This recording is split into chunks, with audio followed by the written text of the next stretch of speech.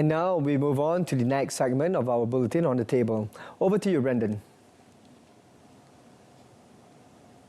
Thank you very much. Good evening and welcome back to the show. The recently introduced Account Flexible, which is Account 3 by the Employees Provident Fund, EPF, has given much hype, particularly to low to middle income earners, where there is always a need for quick cash. Now, to dive deeper into this subject matter, we have on the line via video call Dr. Muhammad Afzal Nizam Abdul Rashid of Bank Maulat Malaysia Berhad. Now, Dr. Nizam, welcome back to the show. Let's get straight to it. Now, it's understood that contributors are allowed to withdraw from Account 3 and on top of that, transfer 1/3 of Account 2 to Account 3. Now, all this began since 11th May. Now, having said that, the latest that we've heard is that EPF contributors can now transfer funds from Account 3 to either Account 1 or 2. I believe this is eligible sometime around June or July. Your thoughts on all of this, Doctor? Sure. I think in the grand scheme of things, the EPF is evolving. I mean, previously, EPF is always about, meeting the savings requirements for the retirements. And that's pretty much intact. But after having gone through,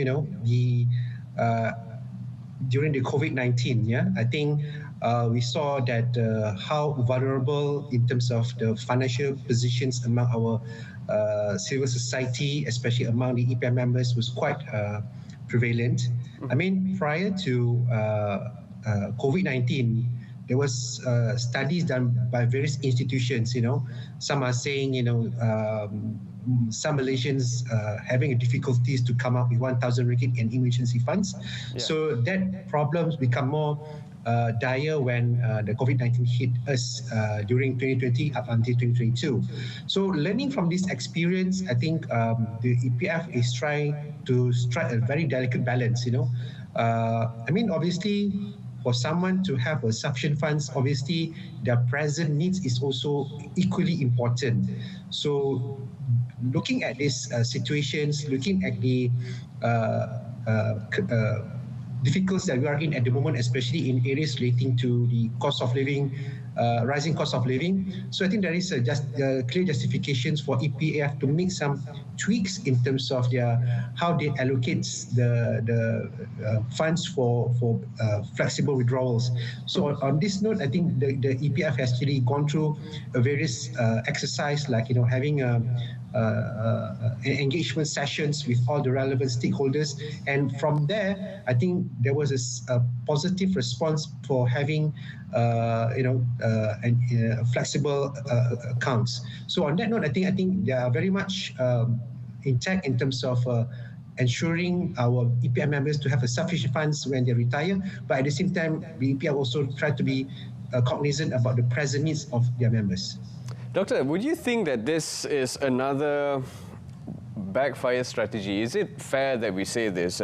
Because previously, when we were allowed to withdraw from Account 2 and there were irresponsible parties, now to say the least that they are irresponsible to withdraw from their own account using their own money, but it's not for them to use it when they are in need of money. In fact, they use it to purchase other things that would not, create a better environment for them, for their family, for them as individuals.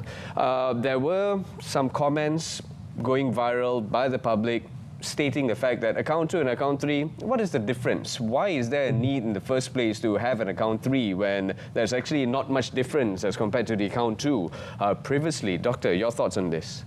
Right. I think if you look at the cap being imposed on Account 3, there's a cap of 10%. So that itself will actually limit the amount of money to be transferred into Account 3. That's one. Second, I think there is an opt-in for initial loading that will be allowed starting from 11th of May up until end of August. So during this opt-in initial loading, I think there is options for the EPF members who actually wanted to accelerate their accumulation of funds in Account 3. So in that sense, those who wish to have more money immediately in the Account 3 can do so in the next 4 months.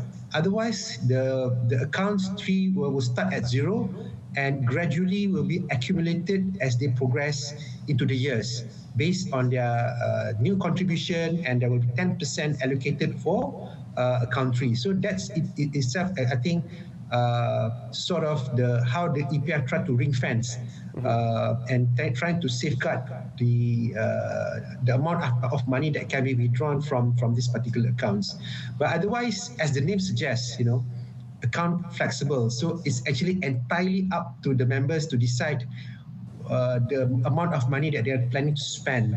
And then this is where I think the knowledge or awareness about financial literacy is highly critical, because if they are aware things like compounding factor, I think they would actually think twice before they decide to actually withdraw their money from EPF. So I think it's a combination of campaigns, awareness campaign that can actually steer our members to take the right decisions before they really use the money from EPF funds.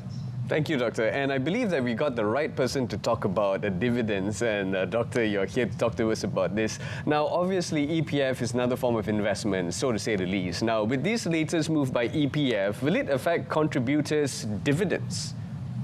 Not really, because I think the dividends will be the same. I mean, there's no distinctions between account 1, account 2, account 3 in terms of dividends.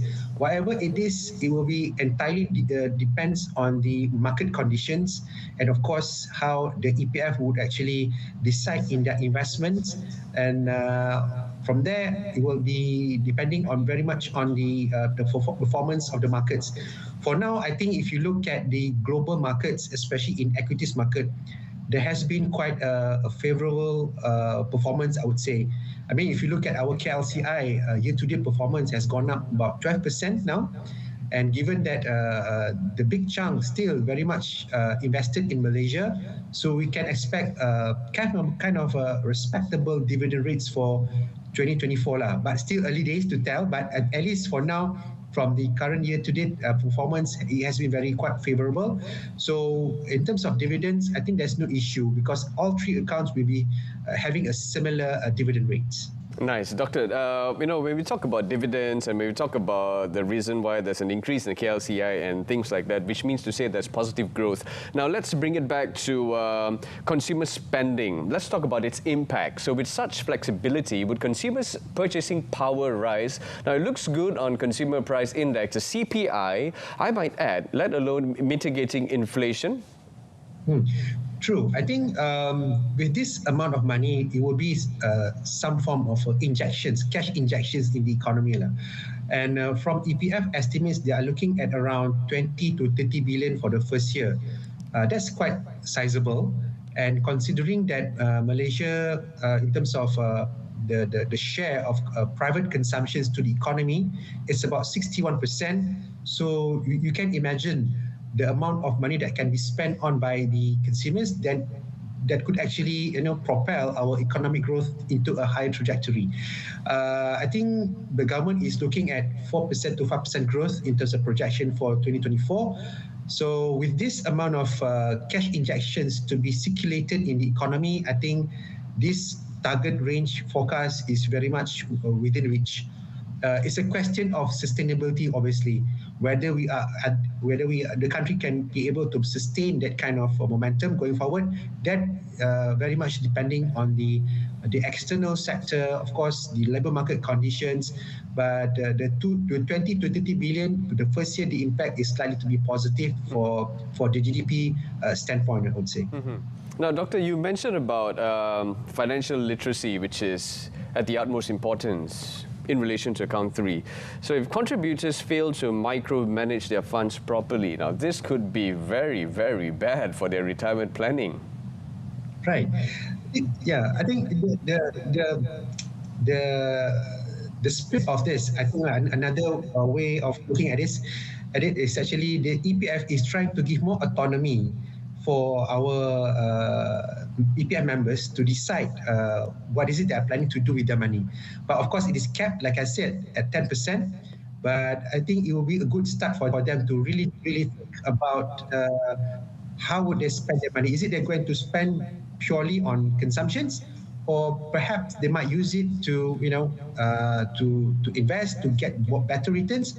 Better still, perhaps, they might want to use some of the money to reduce their debts, especially those debts that has higher interest rates, the likes of credit cards, the likes of personal financing. I think they might use some of them to actually pay off them immediately. Then they would be able to incur some savings in terms of their cost of borrowings. So these are the things that they can do to actually manage their finances, and hopefully they are able to achieve a better financial resilience going forward. And Doctor, just a quick one right here, and on the side note, of course, we're also made aware that EPF, along with Khazanah, they have plans for the privatization of Malaysia Airports Holdings Berhad MAHB after EPF let go its stake at Affin Bank. Major investment decisions right here by EPF. Well, I think these are the common businesses done by the EPF. I think they are always on the lookout for investment opportunities. Bear in mind, I think EPF investment not just entirely on public markets, but they are also in the private markets. This is where the returns is much greater, but of course it comes along with high risk kind of assessment.